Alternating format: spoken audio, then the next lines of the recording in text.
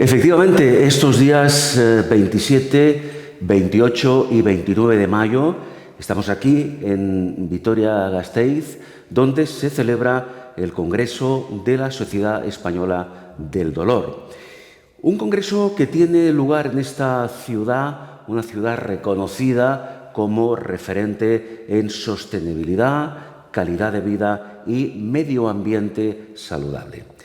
En el corazón del País Vasco, esta ciudad verde europea es, sin duda, el marco ideal para reflexionar sobre uno de los grandes retos clínicos, de los grandes retos sociales de nuestro tiempo. Me estoy refiriendo al dolor. El dolor en todas sus formas sigue siendo una causa principal de malestar y de sufrimiento. Sin embargo, hoy ya disponemos de nuevas herramientas, conocimientos y, sobre todo, una visión más amplia para abordarlo. En este congreso se propone un enfoque integral centrado en la persona, con 4 ejes estratégicos que van a ser el hilo conductor de estas jornadas y que iremos desarrollando en esta serie de entrevistas. Pero ahora lo que vamos a hacer es saludar a la doctora Elena Català-Puigbó. ¿Qué tal, doctora? Hola, bien, gracias. Encantado.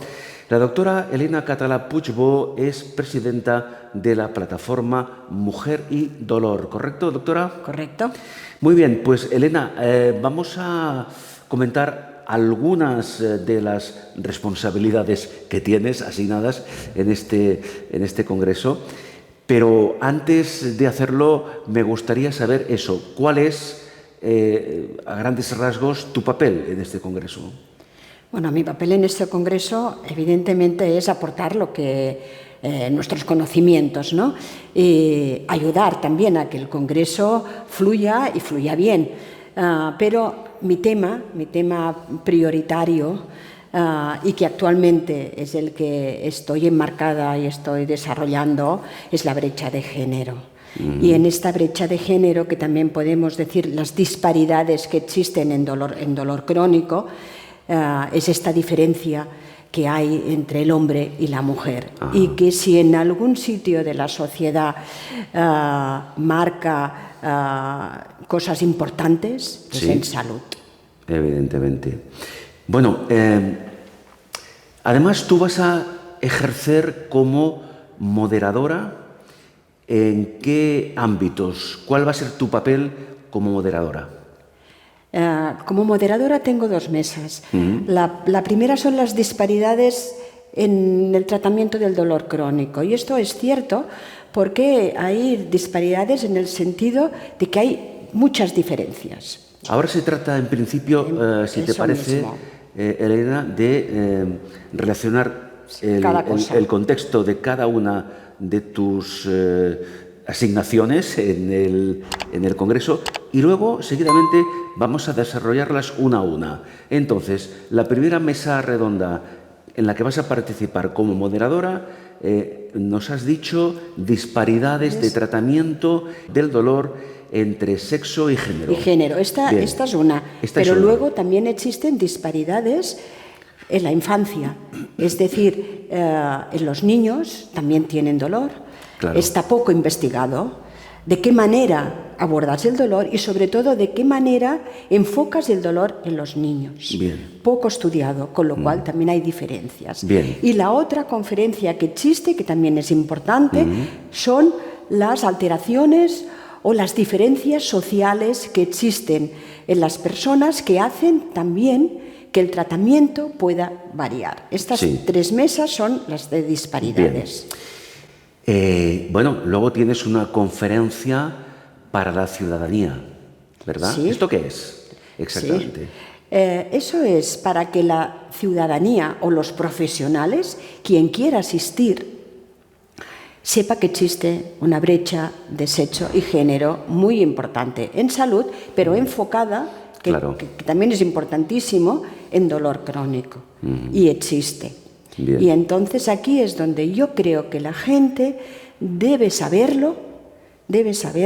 No entro en profundidad tanto como si fuera para profesionales exclusivamente, sino en la ciudadanía, para que lo sepa. Bueno, y que existen estas diferencias que son muy importantes. Doctora Catalá, estas disparidades, empezamos a profundizar por aquí, estas disparidades que existen en cuanto al tratamiento del dolor entre sexo y género, ¿cómo las puedes catalogar? Es decir, en la práctica, ¿de qué estamos hablando?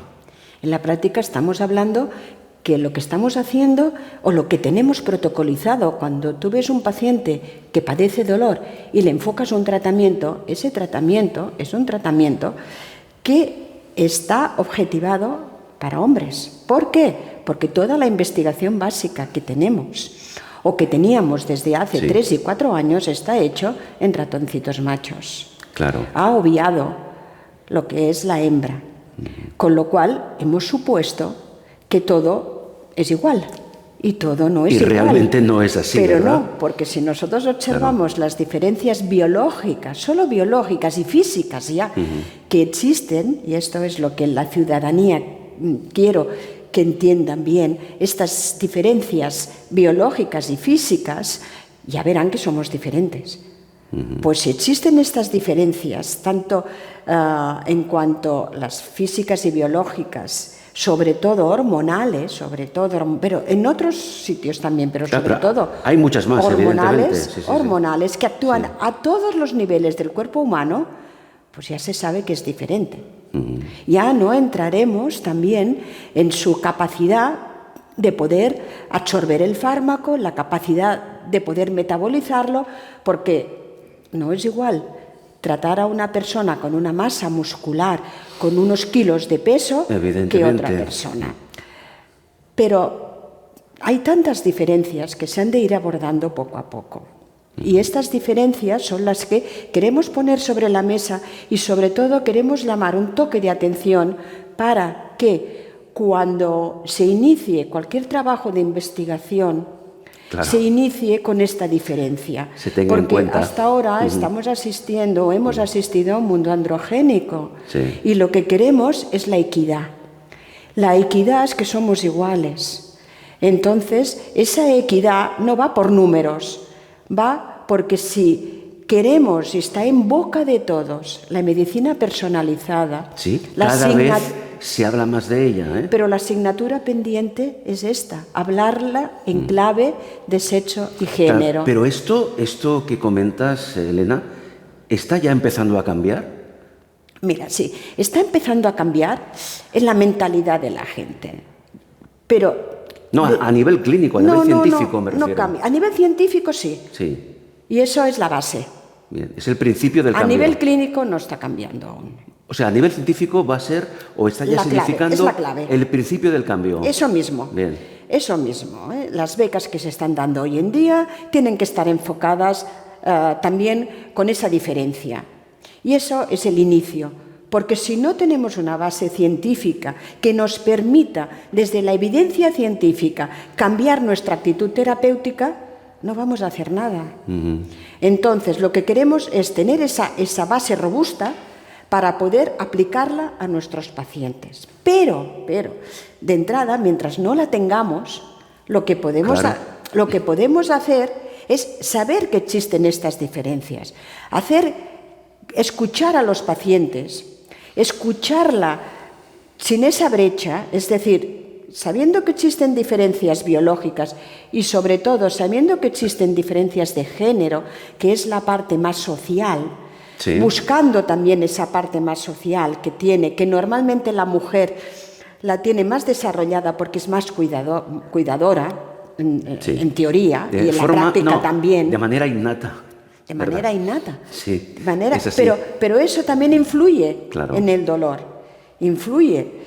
Si la mujer duerme menos, influye mucho. Yo siempre, doctora, perdona, he oído decir que en general, hablando de la mujer es más sufridora, aguanta mejor el dolor que el hombre. ¿Esto tiene alguna base? Que aguanta mejor. Soporta mejor. Soporta mejor. Ahí es la palabra. Soporta Tiene esa mentalidad que hace que lo minimice más, pero tiene más dolor la mujer. ¿Por qué? Porque estamos estudiando ya lo que son las vías de transmisión del dolor, lo transmite diferente. Y la mujer lo nota desde antes. Pero eso ya son cosas que se están empezando a ver, con lo cual hablar en profundidad es más complicado. Pero sí que es cierto que la mujer transmite de manera diferente y cuando tú miras cómo lo transmite y dónde lo percibe, es diferente. Es diferente. Y cómo actúan los fármacos es diferente.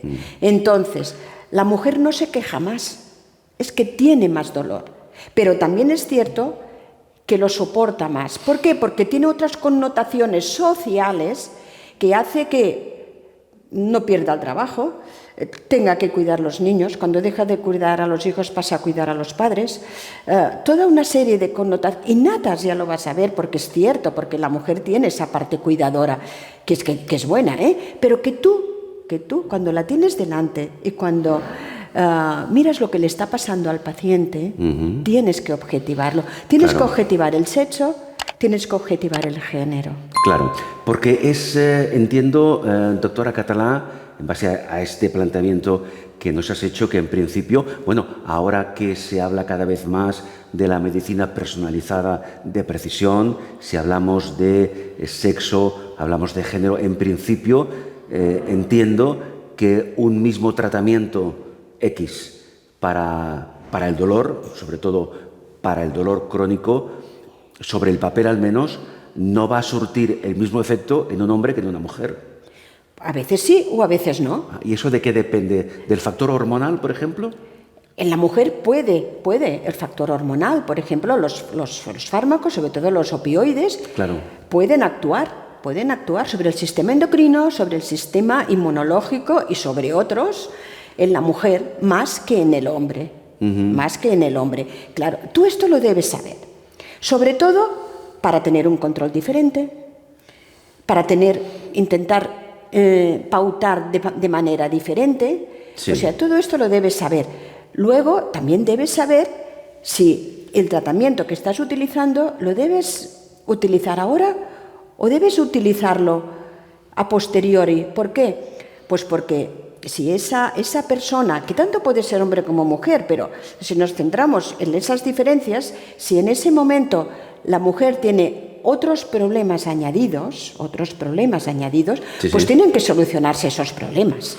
Y si no, tú debes saber que existen esos problemas y ayudarlos y acompañarlos. Claro, pero perdona, esto que ahora comentas, el médico prescriptor, muchas veces, no diré casi siempre, pero el médico prescriptor normalmente desconoce esos condicionantes. Por eso hemos de cambiar la mentalidad de todos. Claro. Mira, se ha de cambiar la mentalidad desde las escuelas, desde los colegios. En las universidades, muy importante, estamos hablando de salud, pues en la Facultad de Medicina, muy importante. Y luego, la de los profesionales. Claro. Fíjate, hay artículos, y es uno de los temas también que tratamos en este congreso, las diferencias de los profesionales respecto al sexo y el género. Hay artículos que ya ven, sobre todo en los servicios de urgencias, que en la mujer le miran más esa parte más ansiosa que tiene, sí, que influye en otras cosas, pero ¿por qué tiene esa parte ansiosa? No se trata con dar más ansiolíticos. ¿Por qué a la mujer le tratas más con ansiolíticos que en el hombre? Eso es cierto, la mujer sí es en porcentaje mayor consumidora de ansiolíticos que no el hombre, y el porcentaje es bastante importante. Quiero decir, la diferencia. Que tiene razón.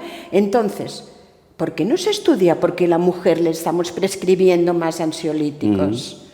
Pues posiblemente porque tiene otros factores añadidos que hace que, aparte del dolor, ese dolor que en definitiva aún no está tratado o aún no haya ido a un facultativo, está generando también una ansiedad. Y claro. Claro. Entonces, claro, eso se potencia. Es un círculo que se retroalimenta. Es un círculo vicioso. Claro. Total. Pero lo tienes que romper. Y solo lo puedes romper si tú conoces al paciente. Y tú sabes lo que le está pasando. Por eso digo la medicina personalizada. A veces dices, la medicina personalizada es que yo mire los antecedentes de cada paciente. No, tú has de mirar también que tienes delante un hombre, una mujer, con un sexo y con un género. Y esto también te hace prever que puede haber diferencias y saberlas, estas diferencias. Si tú las sabes, puedes optar por otros tratamientos, por diferentes tratamientos, o hacer el mismo tratamiento pero con otras prescripciones. Bien. Y en base a esto, doctora Català, ¿cómo valoras tú, actualmente me refiero, la sensibilización, digámoslo así, que tienen los profesionales que tratan el dolor cuando su paciente es una mujer? En este momento, ¿eh? Bueno, en este momento aún tenemos mucho camino por recorrer. Pero es cierto, fíjate, la plataforma funciona desde el 2019, lo que pasa que tuvimos pues, el año COVID, con lo cual claro. Bueno, podemos decir que llevamos unos 3 o 4 años en funcionamiento. Los profesionales tampoco lo tienen en cuenta, pero todas estas cosas que estamos haciendo, todas es para ellos, para los profesionales, para la ciudadanía también, pero sobre todo para que sepan que existen estas diferencias. Y aunque no se pueden cambiar en estos momentos protocolos, ¿por qué? Porque no tenemos aún una base robusta científica para cambiarlos, pero sí que podemos influenciar en la manera que van a ver al paciente que tienen delante. Y van a saber que si tienen que pautar un fármaco, tienen que pautarlo en función de tener un hombre y una mujer. Sí, sí. O un procedimiento, y sobre todo para indagar también una parte social importante que hay en la persona. Claro, porque todo está relacionado, en definitiva. Es que en dolor todo está relacionado. Todo está relacionado. El dolor es un todo. Y tú cuando tienes a la persona delante, es el paciente. Yo no digo nunca el dolor. No es el dolor del paciente, es el paciente con dolor. Por supuesto. Doctora Català, otra de las... Bueno, ya estamos viendo que la moderación de esta mesa va a ser absolutamente imprescindible, pero también vas a hablar de boomers, vas a hablar de millennials, vas a hablar de la evolución del dolor. Claro, a ver, ¿esto cómo lo interpretamos? Adelántanos algo. Mira, esta es una charla que la quiero hacer lo más amena posible. Sí. Y es para ver cómo ha evolucionado. Evidentemente el mundo ha evolucionado, pero es que ha evolucionado muy rápido y también en la sanidad en muchos ámbitos. Entonces, los boomers, que ya sabemos que estamos en una franja de edad que prácticamente somos los padres de los millennials. Sí, es que somos así, de la generación Y, ¿no? Entonces, unos hemos sido emigrantes de lo que es la digitalización. Hemos llegado... No somos nativos digitales. Que va, ¿no? Análoga, digital, hemos ido navegando por todo esto, los otros ya no, ya son los hijos de la generación digital. Y es un poco poner sobre la mesa, con diferentes temas, lo que se hacía de manera y cómo se está haciendo ahora. Las dos cosas a veces son correctas y también se puede llegar a la conclusión que lo que antes se hacía se sigue haciendo ahora. Hay cosas que sí, hay cosas que no. Hay cosas que verdaderamente tú tenías en mente, pues aprender de una manera, ahora se aprende de otra manera. Es decir, vamos a hacer ese coloquio con diferentes temas en el cual tenemos 2 boomers y 2 millennials. Muy bien. Y los enfocaremos entre ellos. No va a ser una confrontación, ¿eh? No, al contrario, va a ser... Yo creo que será una cosa amena, divertida, que también está bien, distendida, pero que va a aportar. Que va a aportar cosas desde los inicios, porque prácticamente los boomers hemos sido los inicios de las unidades del dolor. Sí. Ahí estamos. Ya acabando nuestra vida profesional, se puede decir, y los millennials, que ellos pues han nacido ya con otras perspectivas, muy bien formados ya, y eso es lo que vamos a enfrentar de una manera coloquial y divertida. Bueno, pues yo no me lo voy a perder, evidentemente. No me lo voy a perder. Aunque porque, es pronto, de sí, 9 a 10, pero animo a que la gente venga. por supuesto. Boomers frente a millennials y la evolución del concepto del dolor. Realmente interesantísimo el tema. Y ya para acabar de completar esta pincelada que estamos haciendo, Sí. porque realmente, Elena, el tema para charlar contigo daría para mucho más. Intentamos condensarlo al máximo. Claro que sí. Háblanos un poco de esa conferencia para la ciudadanía. Háblanos un poco de esa brecha de sexo y género en cuanto al dolor. ¿Tú cómo planteas ese tema? Mira, yo lo he planteado para la ciudadanía. Cuando lo hago para los profesionales, pues es como basado más en evidencia científica. Claro, sí, sí, y sí. más porque, claro, si los hablas de términos como puede ser la glía, las neuronas, los linfocitos, es más complicado. Pero la ciudadanía debe saber que existen unas diferencias de sexo que son las biológicas. Cuando hablamos de sexo no debemos confundir entre sexo y género. Que mucha gente Que lo hace. confunde todo el mundo, Mucha gente y yo hace. lo hacía al inicio. Pero vamos a explicarlo. Vamos a explicarlo bien. Sí. El sexo es como tú naces. Entonces, pues tú naces de esta manera y tienes unas hormonas, que en el hombre es la testosterona, en las mujeres estrógenos y progesterona, Sí. y que esto, la verdad, es que influye en muchos sistemas del cuerpo humano, musculoesquelético, inmunológico, endocrino, en muchísimos. Entonces, el género, ¿qué significa? Es lo que tú quieres ser. En realidad, no existe solo el binario, existen muchos otros que no vamos a entrar ahora porque hay muchísimos descritos. No, pero se entiende. Y en definitiva es una parte social. Es decir, ¿qué pasa? Que cuando tú te sientes mujer eres más cuidadora, como hemos dicho antes, claro. Cuidadosa no, cuidadora. Sí. Y tienes unos roles, y eso se le llama el rol de género. Y esos roles de género, que en la mujer son unos, en los hombres son otros, porque los hombres también tienen otros, porque a veces nacen ya con esa necesidad de ser de esta manera, ¿no? De ser el que lleve la familia, el que sustente, el que tal. Sí. Quiero decir que a veces Es un rol clásico de toda la vida. son los roles clásicos. Pero el género es un poco lo que tú te sientes. Y entonces esa es la diferencia entre sexo y género, que están entreligados entre sí. Claro. A veces sí, a veces no, pero normalmente están entreligados. Pero lo debes saber, esa clara diferencia. Bien. Y el hecho de que exista, en muchos casos, esa brecha entre sexo y género en cuanto al dolor, ¿cómo relacionamos esta brecha en cuanto al dolor en determinadas etapas de la vida? Bueno, pues se nota de muchas maneras, fíjate. Cuando eres niño se nota menos.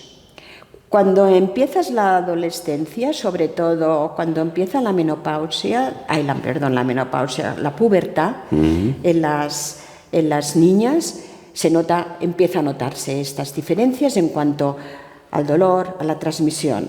Fijaros, si una adolescente, una niña o una ya mujer, cada mes le duele, pues se puede decir para la ciudadanía lo que es la barriga, y tiene ese dolor, tú cada mes estás transmitiendo dolor, cada mes estás percibiendo dolor ahí. Lo vives, claro. Eso ya implanta una serie de cosas, pero es que aparte hay un trastorno hormonal. Cada mes existe un trastorno hormonal hasta que llega la menopausia. La menopausia se van. El hombre está igual siempre, prácticamente. Llega a la edad ya mucho mayor, que baja un poco la testosterona, pero prácticamente fluctúa igual. Esa es una diferencia clave en las edades. Me estoy dando cuenta, perdona, de la importancia, trascendencia incluso que tienen tanto en el hombre como en la mujer las hormonas. Es que es básico. Sí, realmente. Pero es que es increíble. Eso, fíjate, cuando se empieza a explicar, las hormonas se fijan en muchísimos sitios, en muchísimos sistemas: digestivo, endocrino, cerebral, o sea, neurológico, receptores, se fijan en muchísimos sitios y verdaderamente hay un trasiego hormonal importante en la mujer. Hay un trasiego hormonal. Ya no hablamos de la mujer embarazada. Claro. Y del posembarazo. Bueno, ahí las hormonas se multiplican. Y del posembarazo, claro. la depresión posparto. Claro. Es decir, ¿cómo hemos podido pensar que todo lo que se investigaba en hombres era igual que en la mujer? O sea, yo verdaderamente cuando empecé con este tema, que ya hace 6 o 7 años, y fui mirando lo poco que había salido publicado y lo empecé a ver, pensé, ¿cómo no lo hemos podido pensar antes? Sí, verdaderamente sí. Ahora que ya hay grupos que están trabajando sobre esto a nivel mundial ya, y grupos que están trabajando y que estamos muy unidos, sinceramente le estamos dando pues un revolcón a todo esto para ponerlo sobre la mesa. Va a costar, como he dicho antes, pero es que hay unas diferencias que... Claro, porque yo no sé si este cambio que estamos comentando, que es necesario, evidentemente, sí, puede en parte responder a ciertos intereses creados, no lo sé. Mira, yo no querría entrar en esto, porque la verdad es que es un tema escabroso. Claro. Pero, si tú te pones a pensar sin pensar mal, tú puedes decir, pues mira, ¿por qué antes solo se investigaba en ratoncitos macho? Era más fácil. Evitabas pues, claro, todos los trastornos que puede tener la hembra, trastornos sobre todo hormonales, ¿sabes? O la hembra, claro, o la hembra embarazada, claro, estoy hablando de macho y hembra, en ratoncitos, o la hembra embarazada. Claro, era un perfil de investigación sí, mucho más resolutivo. Sí, luego cuando tú lo transportabas a la clínica y lo hacías, claro que mezclabas hombres y mujeres, ¿no? Claro. Mezclabas hombres y mujeres, pero en realidad lo que se vio en seguridad, lo que se vio primero y lo que se vio en seguridad, la gran mayoría estaba hecho así. Entonces, es cierto que cuando tú miras estudios, sobre todo de prevalencia, que es lo que empezó a llamar la atención, es que el dolor es más prevalente en las mujeres. A nivel europeo hay un estudio muy bueno, salido hace 3 años exclusivamente, solo 3 añitos, de todos los países occidentalizados, bueno, de Europa occidental, que lo que ve es que el dolor más prevalente es en la mujer. O sea, donde existe más dolor es en la mujer. Sí, sí, sí. Donde hay más enfermedades que generan dolor, sobre todo las reumatológicas o inmunológicas, es en la mujer. Sí. El que tarda más a llegar a una unidad del dolor es la mujer. Por tanto, está clarísimo. Por tanto, algo pasa, ¿no? Y que hay que cambiar el planteamiento. Eso mismo. Esto es más que evidente, ¿verdad? Eso mismo. Algo pasa. Y sobre esto se ha de empezar a trabajar y verlo. Y sobre todo hablarlo desde una perspectiva muy basada en la evidencia. Eso no lo hemos de olvidar, porque sabemos que hay unas diferencias, pero vamos a indagar cómo actúan estas diferencias y eso es lo que estamos haciendo ahora. Pues esto es lo que se está haciendo y esto en parte es lo que va a desarrollar la doctora Català en estos diferentes planteamientos, en estas mesas redondas que va a moderar en esta conferencia, que realmente nosotros lo que hemos intentado ahora es hacer un muy breve resumen, ¿verdad?, de todo el conocimiento y de toda la experiencia que la doctora Català Puigbó va a ofrecer estos días aquí en el Congreso. Pues ha sido un placer, doctora. Muchísimas gracias. A vosotros. Siempre es bueno, Este tema no debe dejarse de hablar. En absoluto. Porque se va haciendo camino. Bien, efectivamente, y nosotros, digamos que modestamente, con esta entrevista, hemos puesto nuestro pequeño granito de arena, hemos hecho una pequeña aportación, pues para que se conozca, claro, para que se divulgue a nivel del gran público, a nivel social, la importancia que tienen en plural esas disparidades de las que antes nos hablaba en cuanto al tratamiento del dolor entre sexo y género. Repito, doctora Català, ha sido un placer. Muchísimas gracias. Gracias a vosotros.